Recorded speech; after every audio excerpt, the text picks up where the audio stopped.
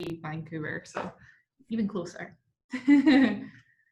Yeah. But yeah, I'll probably be waiting for just a few more minutes. Yeah, that's okay. No problem. So do people normally ask questions at the end or throughout, or?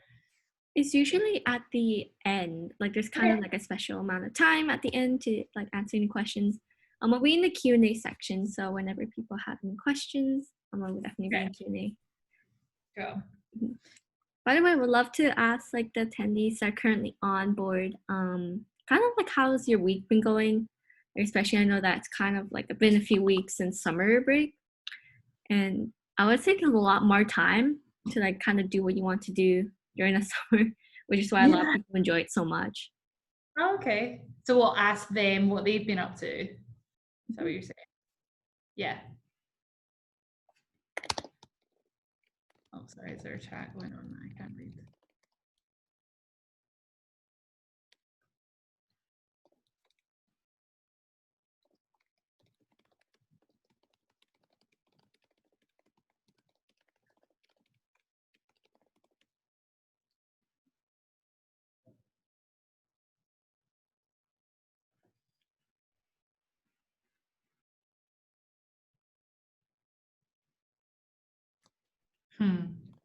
I know, thank God.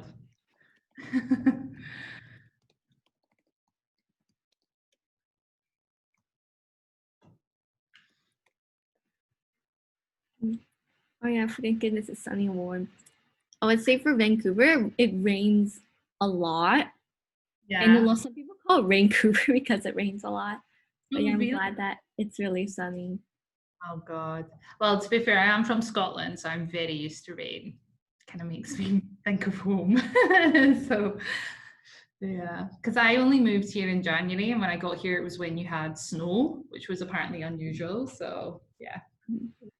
Okay, so for everyone to join, we'll wait around like 4 more minutes until the workshop will start, and then Caitlin will share a screen and she'll take away the workshop.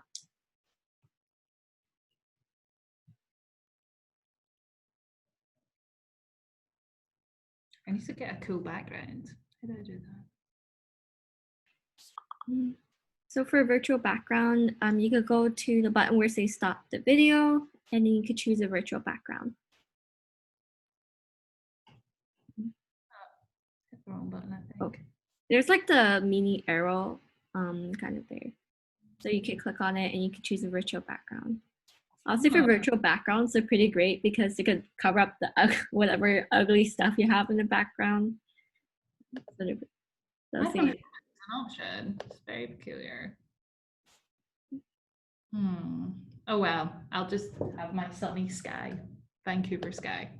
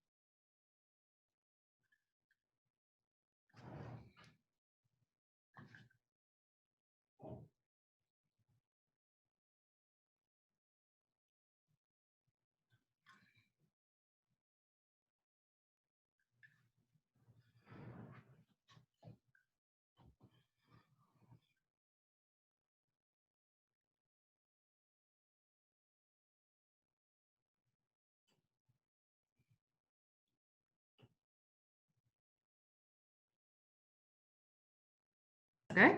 No worries. Let's say.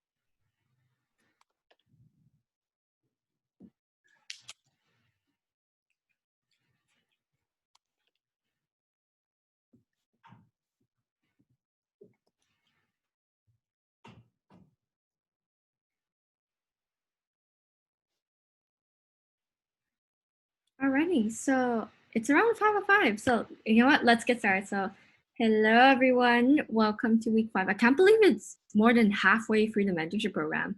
But yeah, here today, Caitlin is here for like the personal financing to host a workshop, and I'll let her take it away. Go. Hi, everyone. Let me just share my screen.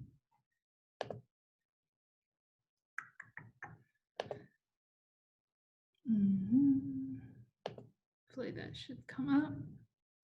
Cool. So hopefully you can all see this. Just get on slideshow mode. My laptop's been playing up today. Cool. So, hi everyone. I have the fun job of making personal finances interesting. I promise that it's going to be, I hope it's going to be a useful session. And I've had to manage my finances a lot, since leaving uni. And so, yeah, I'm hoping this will be useful for you. So just a bit about me. My name's Caitlin. I am 26. I studied, I did a bachelor's with honours in history and sociology. For those of you who can hear it, I am not Irish, no matter what everyone thinks. I'm Scottish, but I do sometimes sound Irish apparently. But yeah, I'm from Scotland originally. I studied at the University of Stirling, lovely place, lots of castles if you ever want to visit. And I have been sort of in marketing now kind of for about 3 years, but in total sort of working on my career for 5. So I don't know if you saw my bio, I left uni and joined Heineken on their commercial graduate programme, where I did a variety of different placements. So if anyone wants to talk about the benefits of joining a commercial, like a graduate programme, get in touch.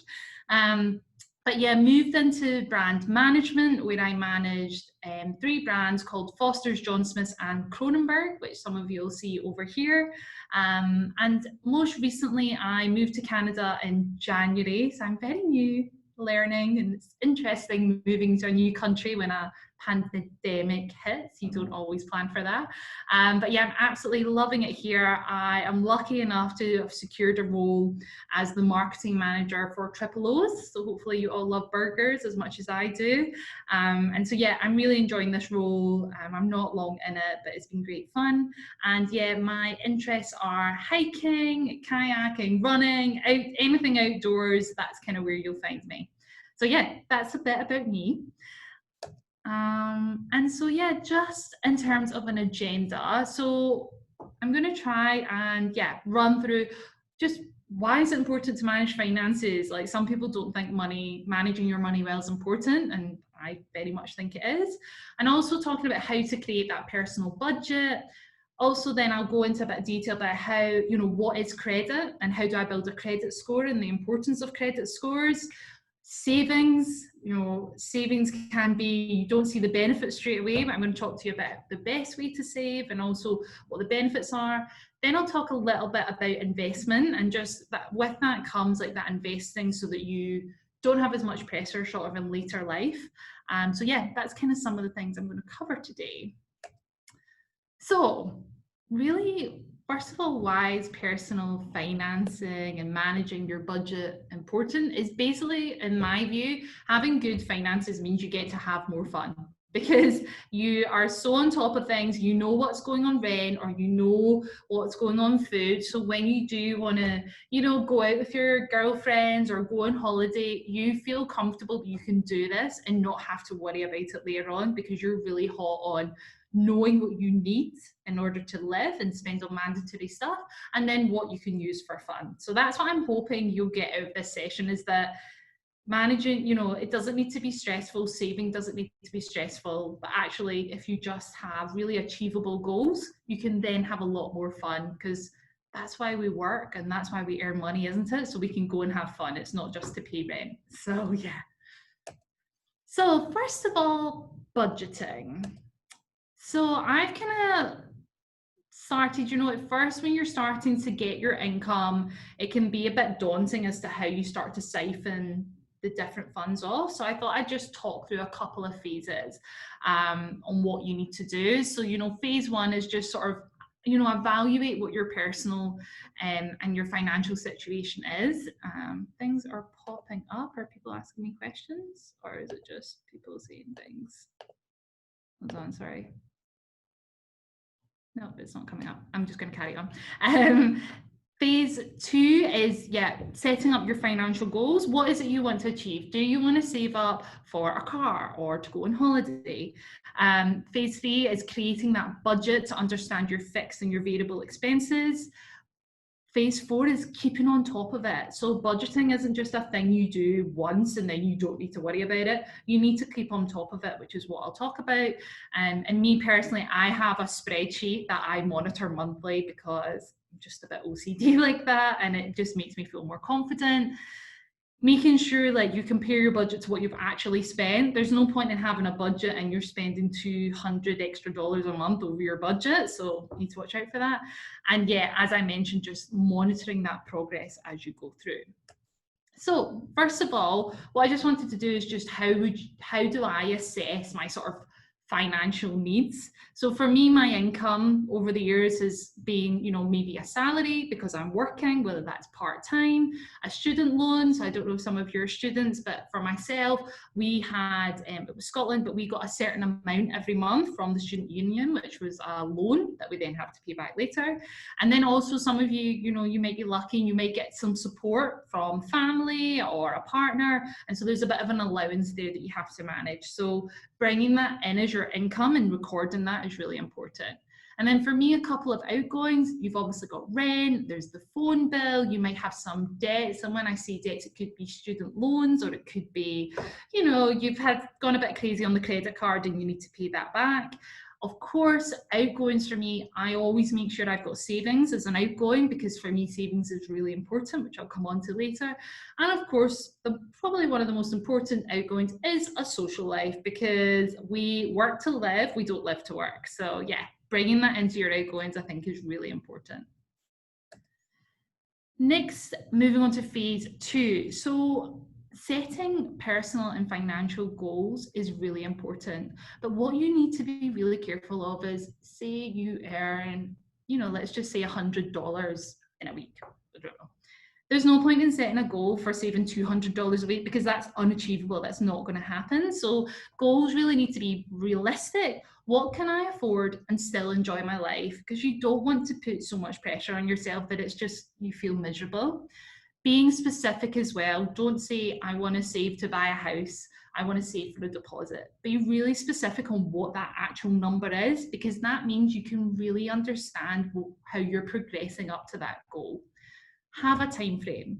So, you know, it's all good. I have friends who said, I will pay my credit card off. And you go, when? And they're like, eventually. The motivation isn't there, so you're probably not going to achieve that goal. And you know, say what you actually have to do. So for example, on some banks, you can set up automatic withdrawals, and that means you don't need to worry about it and it just keeps going out your bank. But that means you need to be hot on your budget to make sure there's always enough money for that to come out and go in. So that's just a bit about goals. Next, now, sorry to interrupt, but we can't seem to see the slides changing. Oh, where are you guys? Sorry about that. Sorry, I can't see the chat that's coming up. What slide can you see now? Oh, sorry. We only see the first slide. Oh my gosh, no way. I'm so sorry. Why is this not working? Let me escape it.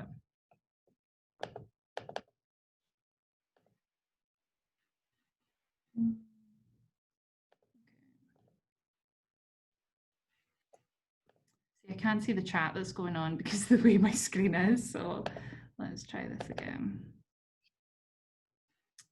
Right, what can you see now?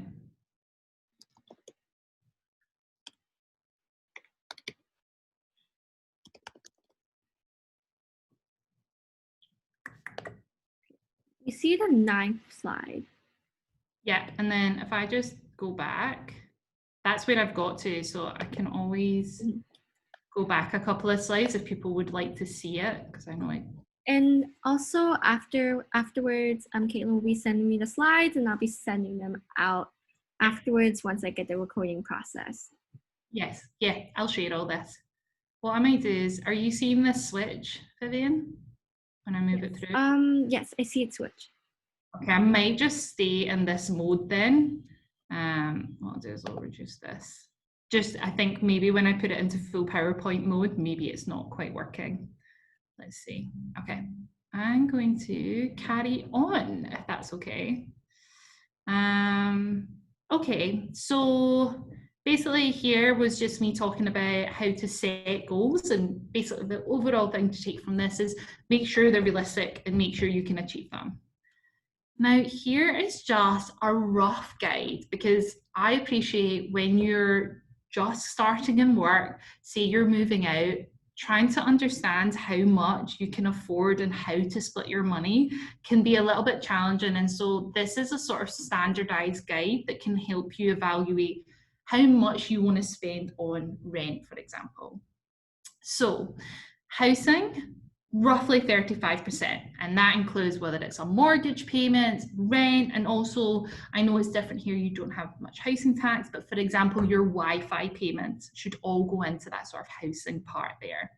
Transportation, whether you've got a car that you're paying off if you've got a lease, or you need to pay for gas or insurance. I know like insurance here you pay monthly, or for example, if you have to pay for public transport to get to the university in your classes every day. I'm just going to check that everyone can see this okay. Still running okay? Yeah. Okay. Then next is just debt. So debt sounds like a really horrible, scary word. But don't worry about it. All it means is that you've borrowed a bit of money and you just need to pay it back. So that could be credit cards, personal loans, whether your parents gave you a hand and you need to pay them back, or grandparents, student loans, or potentially any other sort of debt payment. So anywhere that you're due money back, just factoring that in. Technically here, this is quite nice because 5% debt's a nice guide. So if you are looking to borrow, this can help you understand how much you should look at to keep you at a low risk in terms of not being able to pay it back. Extra expenses, 20%. Most importantly, food.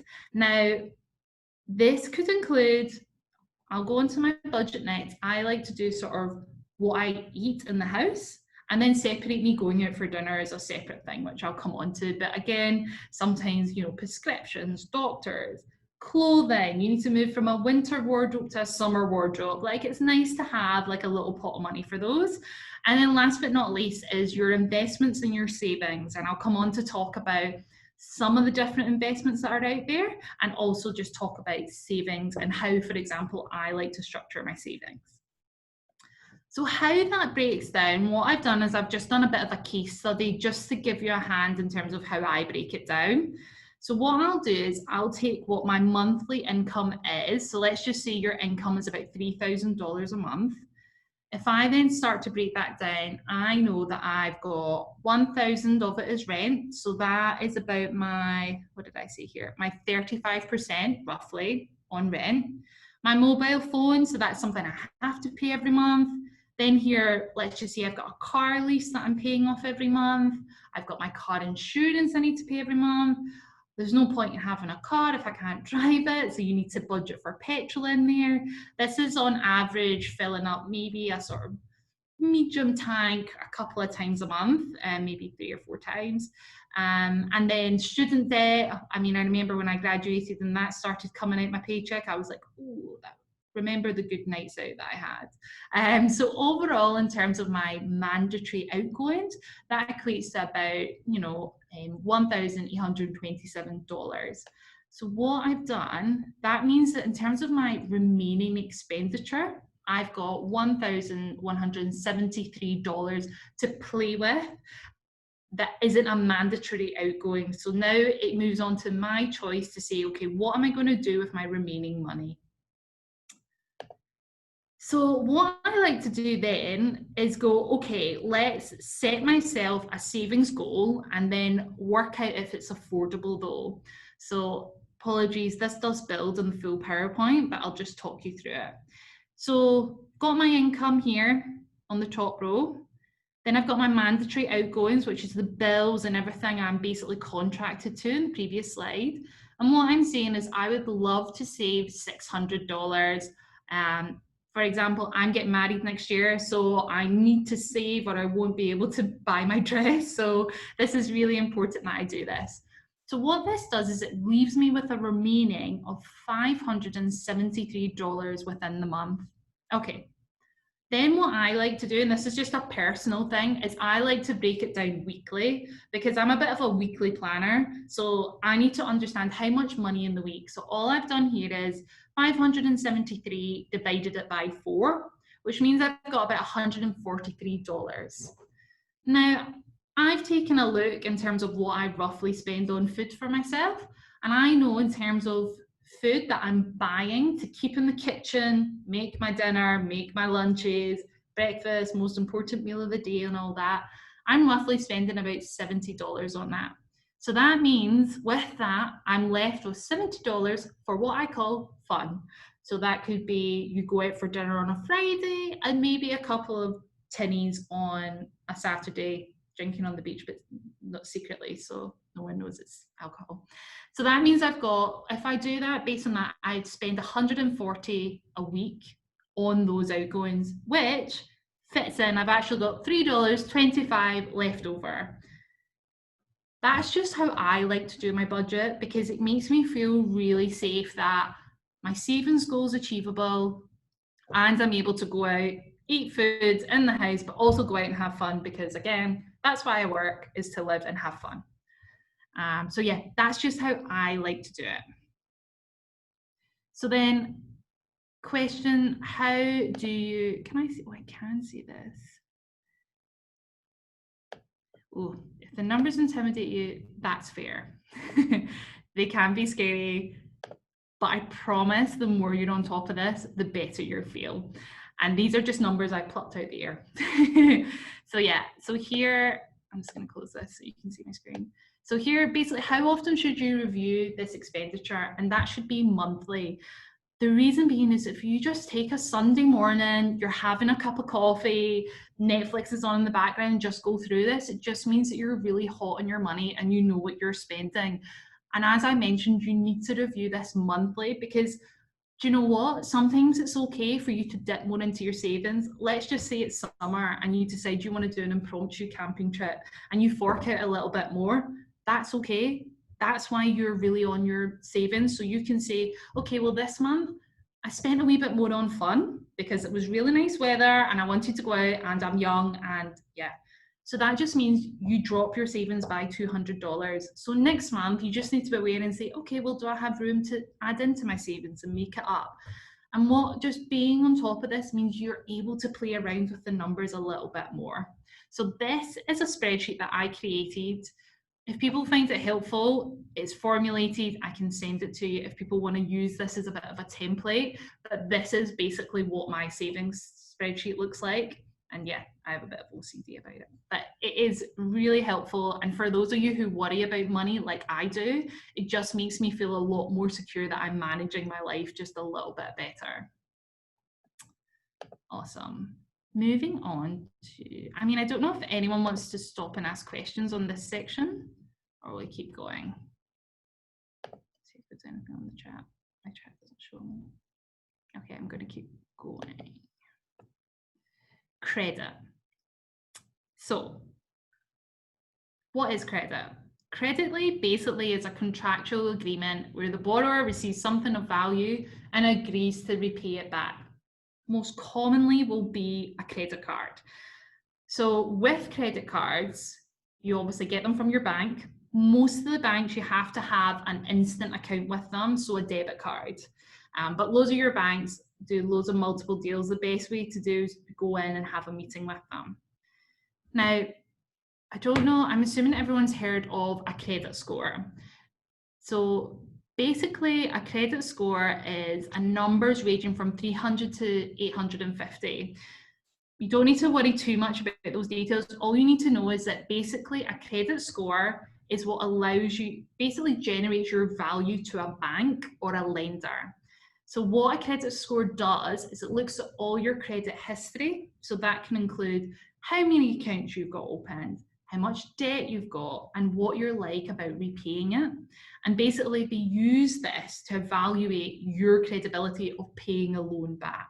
So for example, myself, I moved to Canada in January. I had a credit score in the UK, but when I moved over here, I didn't have one. So if I, for example, I wanted to get a car, I wanted to get a shiny new car, and I went to the BMW garage and say, hey, I'd love to get a car. This is my job. This is how much I earn. Can I take out an agreement with you? And they said no, because I didn't have a credit rating with them, because I could just be someone who walks off the street and will take this car and not pay them back, and they'll never see it again. So for me, example, I'm currently building my credit score in order to allow me to take out loans and get cars, or future get a mortgage.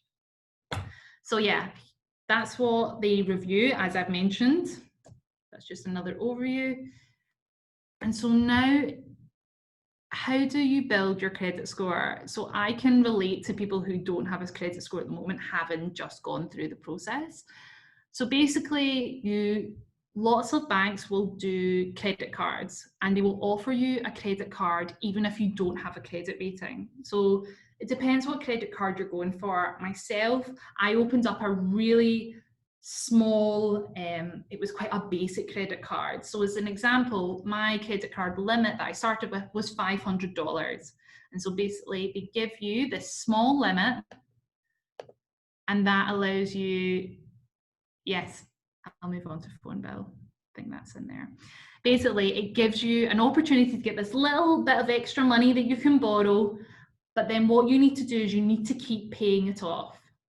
So if I'm just move here. So yeah, basically, it's like, use it as your debit card. So go to a supermarket, buy your shop, go home, take the money from your debit card and put it straight into your credit card. Because by paying it off, it means that you'll start to build that credit.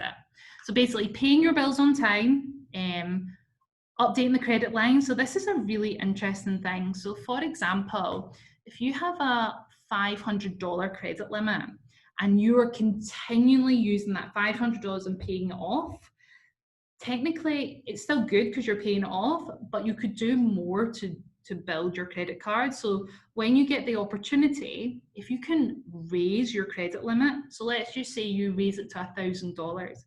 If you keep building payments of up to $500, then it looks really good, because technically you're only using 50% of the money that they offer you to borrow from them. So that's just a little sneak peek, which you can do sort of further down the line once you've built a bit more of a credit score. And then another thing that's been recommended is don't close a credit card account, even if you're not using it. Just stop using it, and it just means it looks good because they've offered you money and you're not taking it. So it's good. And I think is a really good fun fact there is actually having your phone bill also helps you build a credit rating. So thank you for pointing that out, Vivian. So this is just a bit about what a good credit score looks like. Now, I know this is a lot of details, so don't worry about remembering it. Basically, as long as you're over a 670, you start to move into the good. One thing I will recommend, and this happened to me, your credit score, it does take 6 months before it starts to impact. So I had my credit card for 2 months, been paying it off, went to look and it said I was like a poor credit score, and I started to panic, but it's because I hadn't been building one for long enough. So please don't worry if you get that fright that says you have a poor credit rating. It does take time, okay? So yeah, this is just an example of when your credit score will be reviewed. So they will review it for mortgages, loans, if you want to take something out, a lease of a car, and actually with a mobile phone contract. So I think if you don't have a credit rating, they still will give it to you. So I still got mine, it was fine. But I think if you have a really, really poor credit score, the phone company just might be a bit skeptical as to whether you'll actually pay your phone off. So yeah, basically what I'm trying to say is building a good credit score is really important. I got my first credit card when I was in the UK when I think I was 19. I had a part-time job, and what I would do is I would use little bits on my credit card and pay it off instantly, and it meant I built a credit score as soon as I could. And yeah, Overall, why? Basically, credit score means it can save you a lot of money in the long run. So this is a really interesting thing, is if you have a really good score, it can lower your interest rates later on, which basically means if you go to get a mortgage, they'll be like, this person pays their bills off, so we will give her the money she wants and at a low interest rate because she has good budgeting. So yeah, good credit score is really important. But the main thing to remember for a credit card, and some of my friends, and probably me at the start, made this mistake, it isn't free money. It isn't someone giving you just $500 and go nuts. Remember, you always have to pay it off, unfortunately. So yeah, just be really conscious and keep in check. And this is when being on top of your monthly budget will really help you and allow you to get a credit card. So savings. I'm hoping these slides are still changing. We still changing, Vivian? I'm looking at you. Yeah? Yeah, awesome. Savings. So what is a savings account and where can I get one? I hope I'm trying not to be too simplistic, but basically savings account are great because they pay interest normally, which is good. They don't really tend to have a monthly fee. They tend to come with, if you're opening an instant debit account, then you can get the savings with it and you don't need to pay any extra. And what's really good is your Canadian ones have actually got okay interest. So yeah, in Canada, you can open an account with any bank or credit union that does business in your province. So you don't have to have a debit card, but there just might be some fees. You'll need to check that. And that's what I'm saying. You don't need to use the same bank as you use for your checking account. Next, so what should I consider when choosing a savings account? So basically, interest rates. Choose the account with the best interest rates. Now, it's really funny, when I first opened a savings account, I thought I would make a bomb and I'd get loads of extra money. Interest rates are 2.25 to 2.75%. So as I've written here, it isn't like a magic money generator, but you can definitely, who doesn't want an extra $15 to $20 in their bank that they didn't need to work for and they just had to put money in a certain account. But what I love about savings account is it just makes me really disciplined, because it helps me be more disciplined with my savings goal, because it's less easy for me to tap into it. One of the things to be cautious of, though, I'm just checking it's not on the slide. Yeah. So when you're choosing an account, there's a couple of things you need to be wary of. So some accounts will ask you for a minimum sum, and some of these can be quite a lot. So I've heard friends talk about, I think it was HSBC, and they wanted like $5,000, and it's like, oh, I don't want to put that much down. So unless it's like a big sum that you want to put away and it's for a mortgage in a couple of years, just be conscious of that. And you don't want to be hooked in that you have to pay a lot of money. And also some of them might say you need to pay a minimum every month. So just make sure that when you're signing up, you're totally clear on all the facts and that you're able to commit to it. And then withdrawal rates. So some of them, basically, if you have so I, for example, in the UK, I had a savings account that was long-term savings that I didn't touch, which is a good interest rate on it. Then I had like my fun savings account, and that was like, I knew I was going on holiday, so it was one that I could dip into instantly. Because the one that was long-term, if I dipped into it, my interest rate would drop. So I wouldn't gain as much interest on it, versus the one that was instant. It was like you can do multiple withdrawals in a year and it doesn't affect your interest rate. So yeah, just make sure that you know the savings account you want, you know what it's for, and you're really clear on the terms. Investing. Now, one of the things I just want to say before I go on to this section is, first of all, I'm not a financial advisor, so I'm not an expert. This is just some of the stuff I learned. But also, don't put too much pressure on yourself for investing.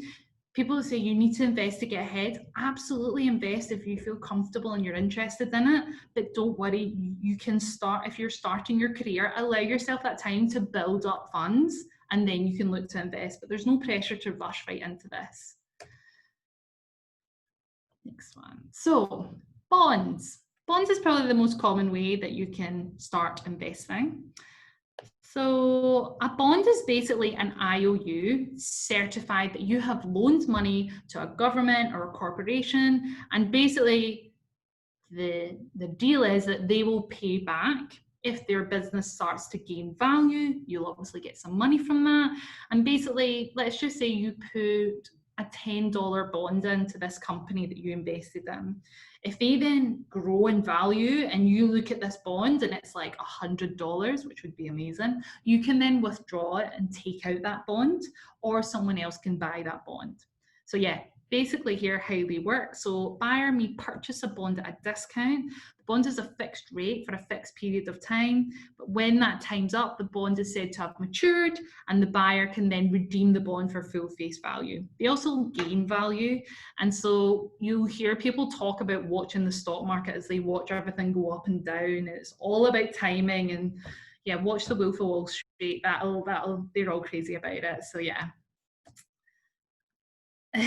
So then moving on, it's going to move for me. So now this is a lot of text, and I apologize. I did it so that you can refer back to it later on. So yeah, basically this is the different types of bonds that you can get in Canada. Now just be wary, there's different ones in America, there's different ones in the UK, so these are Canadian specific ones. So you've got government ones, which basically it's all levels of different governments.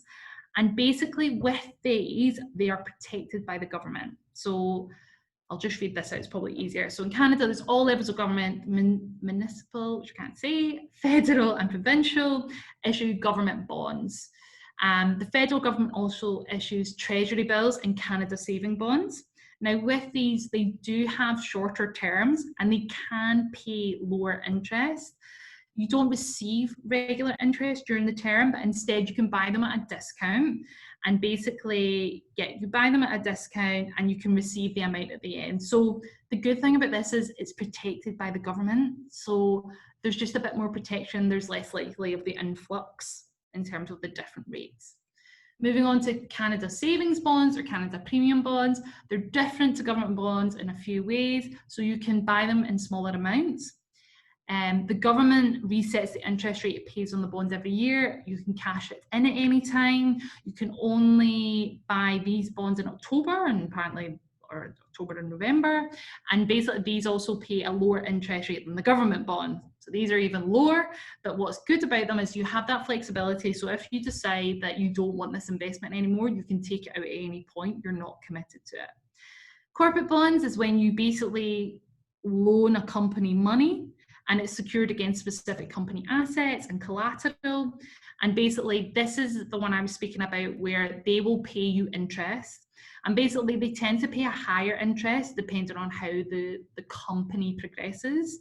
And they also sell debentures, and debentures are similar to corporate bonds, but the loan's not secured against the company asset as collateral. So here, the corporate bond, you might get more money, but there's potentially a bit more risk because the interest rate, etc., isn't as protected. Strip bonds. So these bonds are created when a bond issuer separates the investment payments and the principal of a loan and basically sells those investments separately. And basically this entitles you to a single payment when the interest payment or principal amount becomes due. So again, less flexibility, but it sounds like there's probably a bit more interest rate. The one thing I would say, if you do want to start investing, it's difficult because a lot of people say you need an investment manager, but actually I've been looking when I was researching, a lot of your banks have a lot of good information. I know here you have like bank managers and who you'll talk to regularly. Go and speak to them.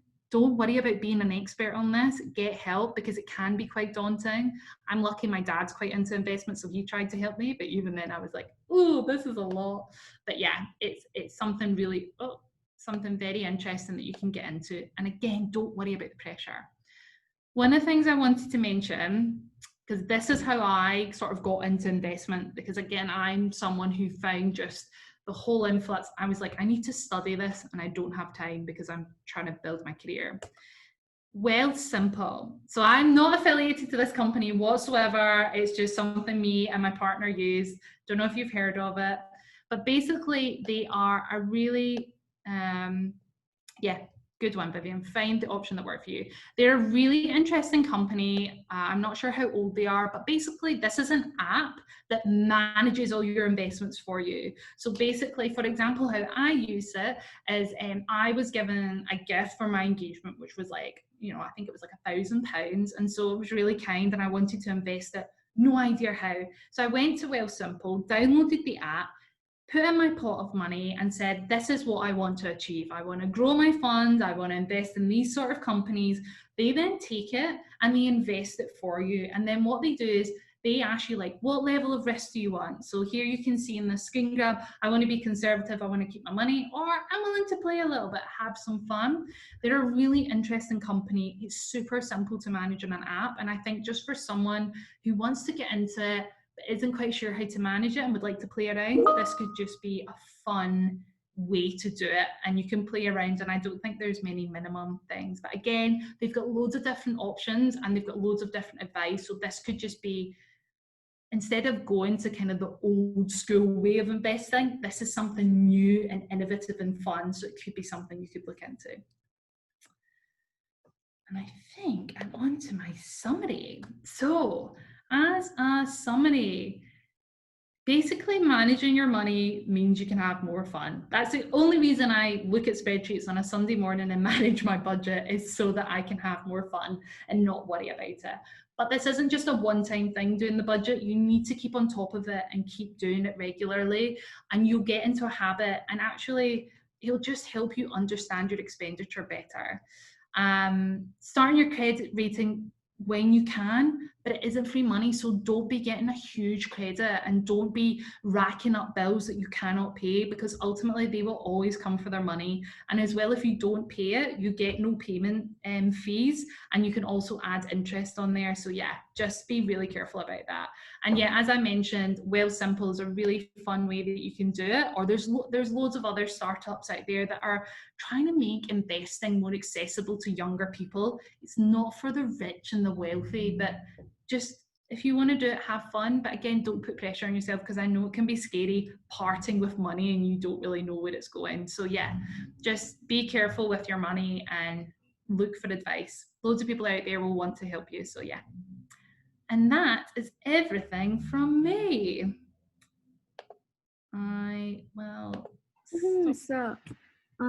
We'll probably use around the rest of the time. So if you have any questions, feel free to ask Caitlin. I would say kind of my question is that if I want to start investing now, like what is kind of like the money that I can invest like each day into kind of a savings account? Add into, and when you say invest into savings, I would say investing. Let's say if I want to invest towards a certain goal, for example, paying off my student loans, and I want to like save some money. I'm starting right now towards post-secondary, like approximately like how much money per week or how much money per day should I be setting aside?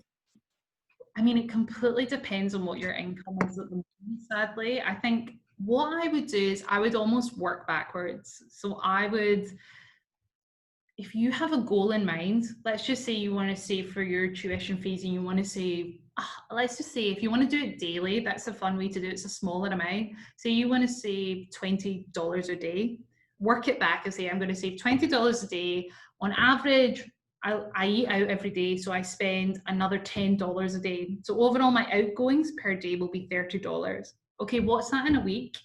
And then what's that?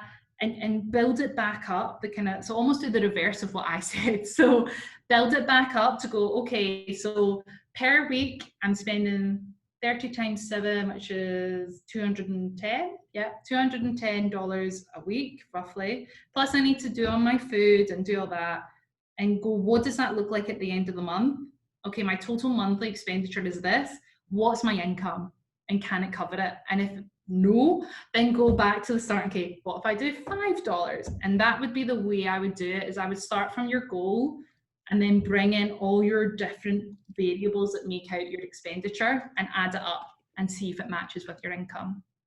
Okay, sounds great. By the way, I also want to ask, like, these terms are often mixed up, but what's the difference between being cheap and being frugal? So being cheap and being frugal. Very good question. So for me, it's an attitude. So for me, so I'm in marketing, as you know. We talk a lot about customer value perception. So it's like, is this worth the money? So for example, if you want to go buy a Ferrari, but you expect to pay the same amount as a really old sedan, you're being cheap and you're trying to get something for nothing. If you're being frugal, then I think it's more, let's just put it towards wine. Okay, there's a bottle of wine that is $30 or there's a bottle of wine that's $20. They're both going to taste the same. So I'm going to get the $20 one because I want that $10 to go into my tuition that I'm saving for. So I generally believe it's an attitude. And I think, for example, cheap versus frugal will come out in social occasions. So if your friends want to go to Earl's for dinner and you're going, yeah, but I want to pay McDonald's prices, they're going to be like, oh, that's a bit cheap of you. We're trying to have a fun night out, So it's an attitude rather than I think attitude. You can be cheap in your own personal life, just don't tell anyone. Okay.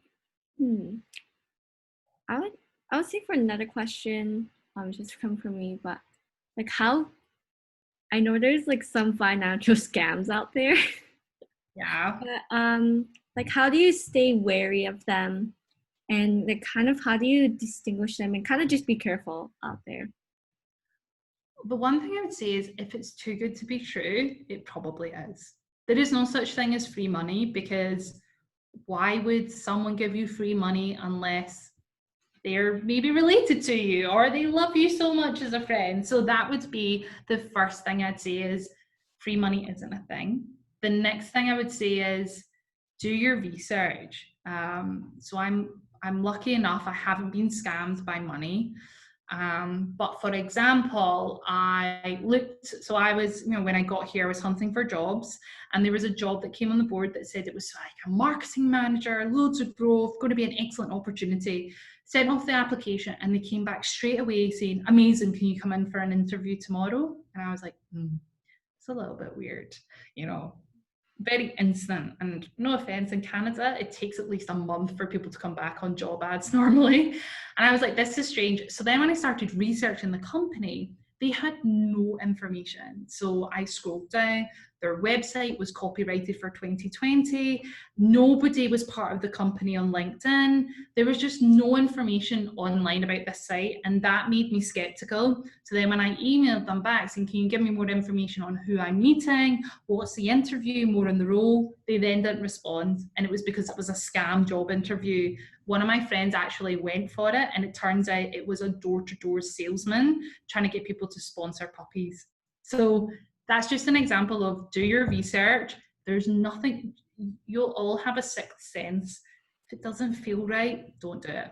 Or get advice from like a financial institution and check it. And I also know that it's very important to kind of like invest early when you retire, because like once you kind of build that pool of assets, so basically money that's like built over time, then you can use that money that you saved up, and when you retire, you can use it.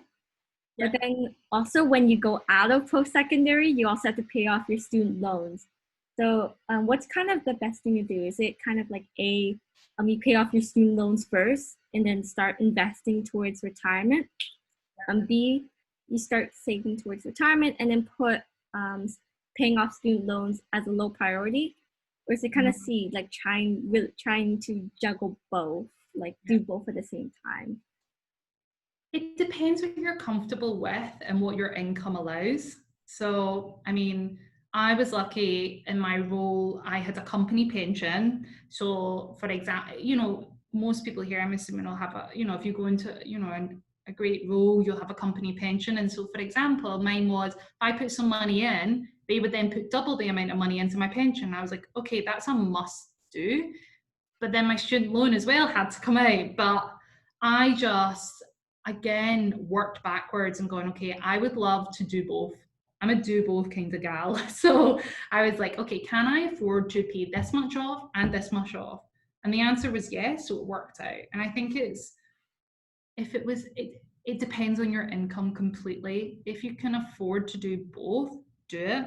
If you can only afford to do one, it depends on your mindset. I'm the type of person that I would rather pay it off, get it done in the next, couple of years. So then it's put in a bag and it's away and I don't need to worry about it. And then I move on to my next goal, because retirement and saving for a pension is super important, because people, you want to have a nice life when you don't have to work. But again, you are going to be in your early 20s. You have another 40 years to, save for this. So provided it's part of your long-term plan, don't worry about doing it straight away. You can focus on the immediates first. Okay. And we have one question from an anonymous attendee. So what exactly is an IOU?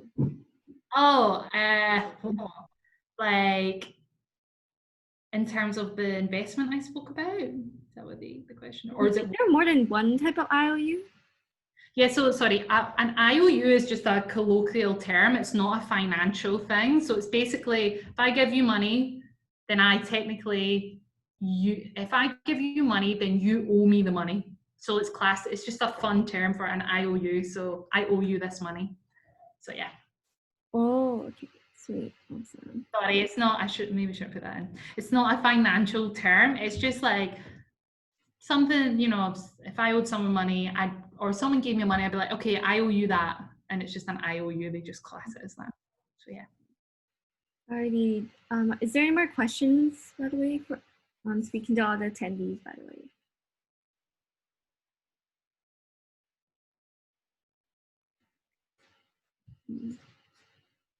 Okay. If there's no questions, I would say we'll wrap up the presentation early. So thank you so much, Caitlin. And once the recording will be processed, it always takes such a long time.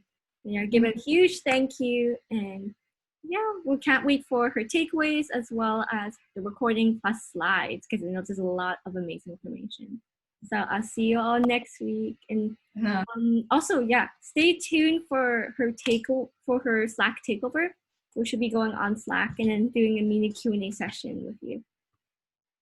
Yeah. Thanks, everyone. Thanks for your time. I'll speak to you soon. Thank you. Bye. Bye.